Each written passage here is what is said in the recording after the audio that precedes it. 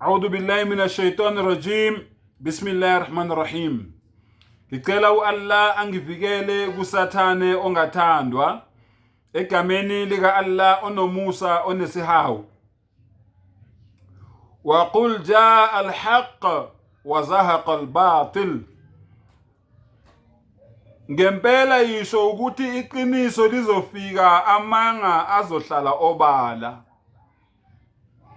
Bafowethu, ukube niyazazi izinto ezaziwa ama-Muslims, ukube niyazazi izinto engizaziyo mina personally njengoba ngila, hey bafowethu, uyofuna ukuncela kulombele lo wasemambatheni ogwansile, ugcwele ubisi, ugcwele ulwazi, ugcwele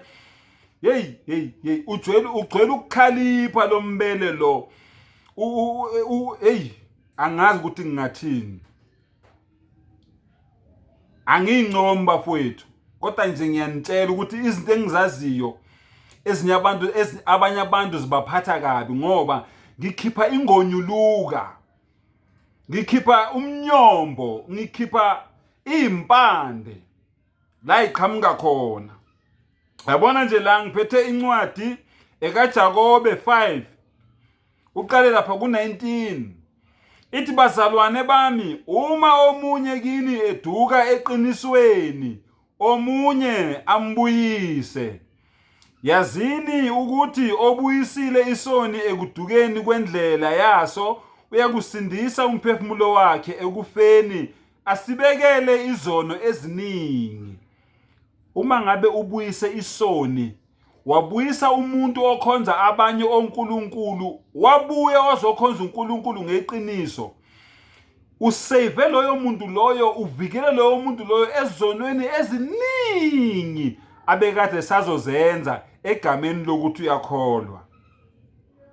Ake ngiphinde futhi, uma ngabe ungumNazaretha kodwa awazi ukuthi ku-wrong ukukhonza ushembe, noma ukukhonza incoyincoyi, noma ukukhonza unyazi lwezulu, awazi wena ukuthi ku-wrong, uyisikhonzi sikaSathane esingazi.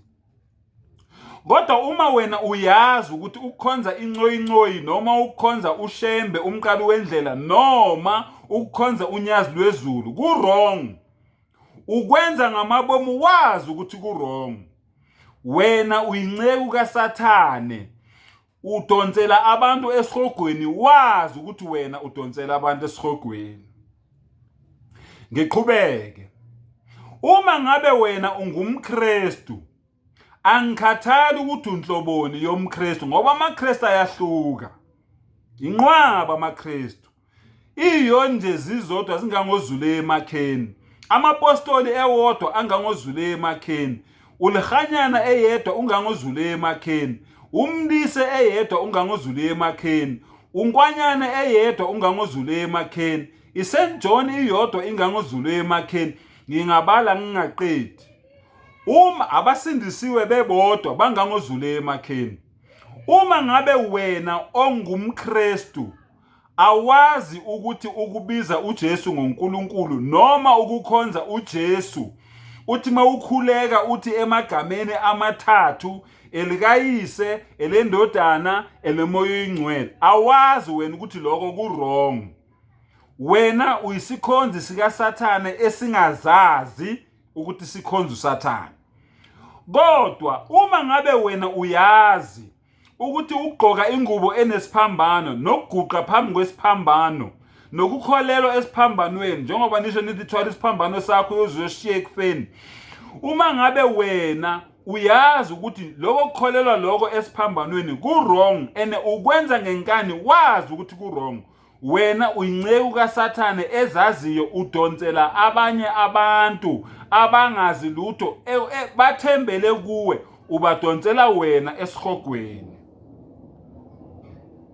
Uma omunye eduka eqinisweni omunye ambuyise, ngiyanibuyisa ke bafowethu. Iqiniso lithi Exodus 20 verse 3, ungabi nabanye onkulunkulu ngaphandle kwami. Isaiah 44 verse 6, akekho omunye uNkulunkulu okhona ngaphandle kwami, munye uNkulunkulu. Marko 12 verse 29.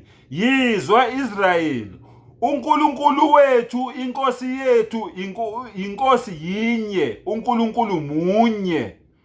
Nanto-ke ivangeli thina esibizwa ngamaSulumane noma ngamaMuslim noma ngabazehlisayo noma abazithobayo ngaphansi kwentando kaNkulunkulu esilishumayelayo, munye umlayezo, la ilaha illallah, la ilaha illallah, la ilaha illallah. Akekho noyedwa onelungelo lokukhonzwa ngaphandle kuka-Allah. U-Allah umvela kuqala, umdala wey'nsuku, umvelinqangi, ungikhona, akalali, akozeli, akafi, ungumqalisi nomphelelisi. Nango-ke okufanele akhonzwe umhlaba wonke jikelele. Wena-ke osakhonza abanye onkulunkulu, Shane Binoni next to Boxback. Assalamu alaikum.